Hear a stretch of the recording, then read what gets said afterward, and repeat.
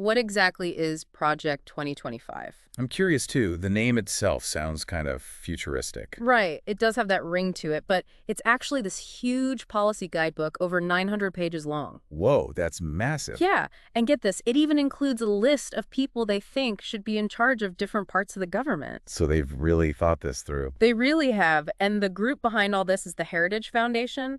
They're a pretty well-known right-wing think tank. Okay, I've heard of them. So they put this big document out back in April 2023, and it seems like it was meant to be a roadmap for Trump if he got elected for a second term. Which, of course, he did. Now, here's the thing. During the 2024 campaign, Trump actually tried to say he didn't really know much about Project 2025. That's interesting. Yeah, it's like he was trying to distance himself from it, especially after some of the ideas in it started causing a stir. Like what kind of ideas? Oh, things like a national ban on abortion, a total reorganization of the federal government, and major cuts to anything related to climate science. Yeah, those are definitely going to get people talking. For sure. So it makes you wonder, why would he try to disavow it if he was maybe planning to use it anyway? It's possible he was just trying to avoid controversy during the campaign. Yeah. They're trying to appeal to a broader range of voters. Yeah. Could be a strategic move, but then we look at what's actually been happening and it tells a different story. Right. The reports we're seeing now suggest there's more to it than that. Definitely. The Wall Street Journal did a pretty deep analysis and found that more than half of the executive orders Trump signed since getting back in office line up really well with what's in Project 2025. So it's not just a coincidence. And here's the kicker. A lot of the folks who actually wrote this massive document are now in charge of different parts of the government. No way. So they're actually in positions to put these ideas into action. Exactly. When Nature reached out to the White House for comment, a spokesperson basically brushed off Project 2025. They said the president's just putting his America First agenda into practice. Interesting how they frame that. Right. They're talking about freeing up money that they think is being wasted on DEI initiatives, rolling back all those climate regulations, and making sure America's energy independent. So those are definitely priorities for this administration. It seems that way. Now, to understand this better, we need some context, right? Yeah, where does the Heritage Foundation fit into all of this? Well, they've been around for a while. They've been putting out policy recommendations for decades. So this isn't their first rodeo. Not at all. They usually time their releases to line up with new presidential administrations. Makes sense. Try to influence the agenda from the get-go. And they've had some success in the past. Nature points out that during Trump's first term, back in 2017, the Heritage Foundation claimed that something like 64% of their recommendations were actually put into practice within the first year. Wow, that's a pretty high hit rate. So they've definitely got a track record of influencing policy. Now the question is, what makes Project 2025 different from their past efforts? Our sources seem to agree that this one's a bit more extreme. Yeah, radical was the word Nature used. Right. So what makes it so radical? Well, Nature gives a good example. Back in 2017, the Heritage Foundation's advice was to rein in the administrative state, basically try to control it and make it less powerful. Okay. But in Project 2025, they're saying dismantle it completely. Wow. That's a huge difference. It is. It's not just about tweaking things here and there. It's about completely changing how the government works and how much power it has. Yeah, dismantling the administrative state that would have a huge impact on so many people and agencies. Think of it like a car, right? The administrative state is like the engine and all the different parts that make it run. Okay, I'm following. So Project 2025 isn't just suggesting a tune-up or an oil change. Right. They're saying, let's rip out major parts of the engine and rebuild the whole thing from scratch. That's a pretty dramatic overhaul. And it's not just about the government itself. Project 2025 also takes aim at other institutions, especially universities. Interesting. So they're going after higher education as well. Seems like they're pretty clear about wanting to defang and defund the woke culture warriors who they say have taken over every institution in America. So they're using pretty charged language there. Woke culture warriors. Definitely. And it gives you an idea of what kind of policies they're pushing for. So let's get into those specific policies then. What are some of the things they're actually trying to do? Okay, well, one of the first areas that jumps out is what they call anti-diversity efforts. Anti-diverse? Yeah. Nature points out that Project 2025 specifically recommends getting rid of any policies or procedures that promote radical gender, racial, and equity initiatives. So they're basically against diversity, equity, and inclusion efforts. Sounds like it. And they link this to science, specifically saying these initiatives are being pushed under the banner of science. Interesting. So they're targeting DEI efforts specifically within the scientific community. And we've already seen this play out in real life. Remember Trump's executive order from January 20th? Yeah, the one that ended DEI programs in the government. That's the one. Nature goes into detail about how this order had immediate consequences for science funding and research. Yeah, I remember reading about that. So the National Science Foundation, the NSF, which gives out tons of money for research, they started putting a hold on grants and reviewing them to make sure they fit in with this new order. So basically making sure no one's getting money for anything related to DEI. Right. And then there's the National Institutes of Health, the NIH, which is even bigger when it comes to funding biomedical research. They actually went a step further and canceled grants that were specifically focused on diversity initiatives. Wow, so they pulled the plug on existing projects. It seems that way. And beyond that, a bunch of government agencies just shut down their entire DEI offices. That's a pretty swift and dramatic response. Definitely shows how serious they are about this. Yeah. Another major area they're targeting is climate science and anything to do with green energy. Not surprising given some of Trump's past statements on climate change. Right. Project 2025 is super clear about this. They want to completely undo what they call the Biden administration's climate fanaticism. So they see any action on climate change as extreme. And we're seeing this translate into actual policy changes, just like with DEI. Okay, like what? Well, for starters, Trump's already started the process of pulling the U.S. out of the Paris Climate Agreement again. Just like he did in his first term. Yep.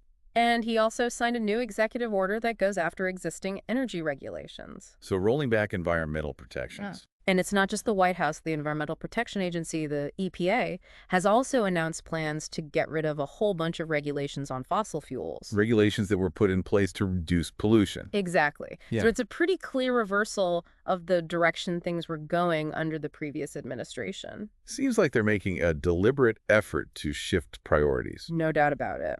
Now, another thing they're going after is funding for universities. Really? How so? Project 2025 specifically says that Congress should put a cap on the indirect cost rate that universities get. Now that might sound a bit technical. It is, but it has a big impact on how research gets funded. I see, because those indirect costs actually cover a lot of important stuff, right? Exactly. It's not just about lining someone's pockets. Right. It's about the infrastructure that makes research possible in the first place. Think about it. It's the money that keeps the lights on in the labs, keeps all that fancy equipment running, and it pays for all the administrative work that needs to happen. Yeah, all the stuff that frees up scientists to actually do their research. Exactly. So cutting these indirect costs means universities have way less money to actually do research without waiting for Congress to give the okay. Interesting. They announced back in February that they were going to slash this rate down to just 15%. Wow, that's a big cut. And if it had gone through, it would have meant billions of dollars less for universities across the country. Yeah, that would have been huge. It would have. But here's the thing. A federal judge actually stepped in and stopped it. Oh, so it got blocked. For now, at least, which shows that there can be pushback against these kinds of sweeping changes. It's not always a smooth ride. Definitely not. Yeah. Now, besides targeting funding, they're also trying to shrink the size of the federal government workforce. So fewer government employees overall. Yep. Project 2025 calls for permanent and substantive reductions in the number of people working for the government, specifically non-defense jobs. So they're aiming to cut back on the bureaucracy. And we're already seeing this happen in a few places. Oh, wow, for real? Remember Russell Vought? Yeah, one of the guys who wrote Project 2025, and now he's in charge of the budget. That's him. Well, he's reportedly been telling different agencies to start cutting staff. So he's putting his plan into action. It looks that way. NASA, for example, has shut down some of its offices, including the Office of the Chief Scientist, and they've laid off over 20 employees. Wow, that's significant. It is, and the NIH is apparently planning to get rid of about 1,200 staff positions, which is like 6% of their entire workforce. So these aren't just small tweaks, they're looking at potentially major downsizing. It's a big shift. So those are some of the science-related policies that are already being put into place, but it seems like there's more to come. Yeah, where do they go from here? Well, Nature hints at one area they might be looking at next, fetal tissue research. That's a sensitive topic. For sure. And while the articles we have don't give us specific details about what Project 2025 says about fetal tissue research, Right. it does suggest that we might see some new restrictions or policy changes coming down the line. And those would probably line up with broader conservative views on things like abortion and research ethics. Yeah, most likely. Now, when you look at everything we've talked about so far, it makes you wonder, what's the big picture here? What are they ultimately trying to achieve with all these different policies? Well, the BBC article actually breaks down the four main goals of Project 2025. Oh, wow. So they spell it out. They do. The first goal is to make the family the most important part of American life. Okay.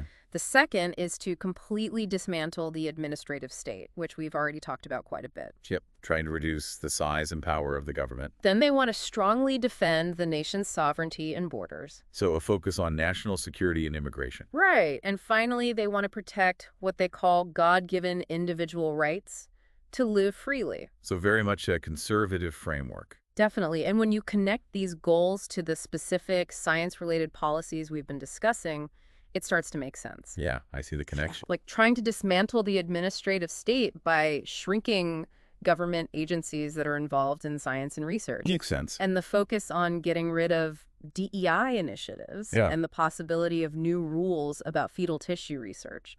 That could tie into their goal of strengthening the traditional family structure. Right. They're trying to shape not just policy, but also societal values. It's about promoting a particular worldview. Now, another important piece of this puzzle is who's actually in charge. Yeah. Who are the people driving these changes? Well, we already mentioned Russell Vought, who's now the director of the Office of Management and Budget. Right, one of the authors of Project 2025. But he's not the only one. The BBC article lists a whole bunch of other people who helped write Project 2025 and who are now in key positions in the government. Like who? Oh, the list is pretty long. It includes the director of the CIA, people at the FCC, and the SEC, the guy who's in charge of border security, and even one of Trump's trade advisors. So the people who wrote the plan are now the ones carrying it out. Pretty much. Which means these ideas aren't just staying on paper. They're being translated into action. Now, it's important to point out that not everything the Trump administration is doing lines up perfectly with Project 2025. Right, it's not a perfect match. There are some areas where they agree completely and others where they might have different approaches. So where's the agreement strongest? While energy policy seems to be a big one, both Trump and Project 2025 are all about the drill, baby, drill mentality. So they're pushing for more fossil fuels. Yep. They want to ramp up production, pull out of international agreements like the Paris Agreement, and cut funding for renewable energy. So very pro-fossil fuel agenda. Definitely. But there are some areas where they don't see eye to eye. Of what? Well, one example is a nationwide abortion ban. Trump has said publicly that he wouldn't sign a law like that. Interesting.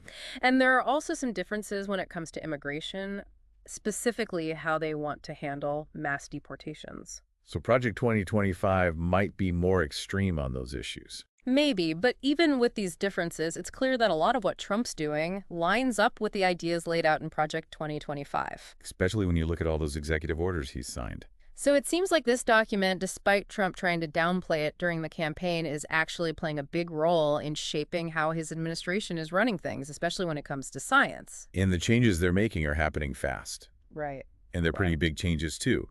So if things keep going in this direction, it could have a huge impact on science in the U.S. for a long time to come. Think about it. This could change how we fund research, what kind of questions scientists even ask, and what we consider important as a society. And who gets to be a scientist in the first place, right? Exactly. Diversity in science is at stake, too.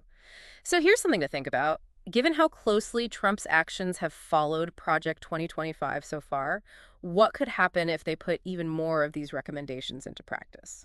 Yeah. What are the long-term consequences? It's a question we all need to consider, because these changes aren't just about science. They're about the kind of future we're building for ourselves. It's about what we value as a society and how we make decisions about our world. Exactly.